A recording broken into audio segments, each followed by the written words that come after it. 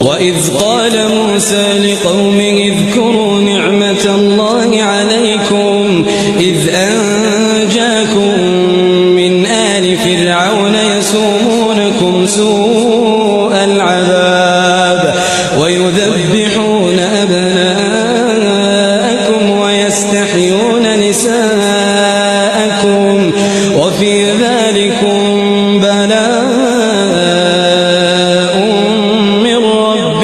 عظيم. وإذ تأذن ربكم لئن شكرتم لأزيدنكم ولئن كفرتم إن عذابي لشديد. وقال موسى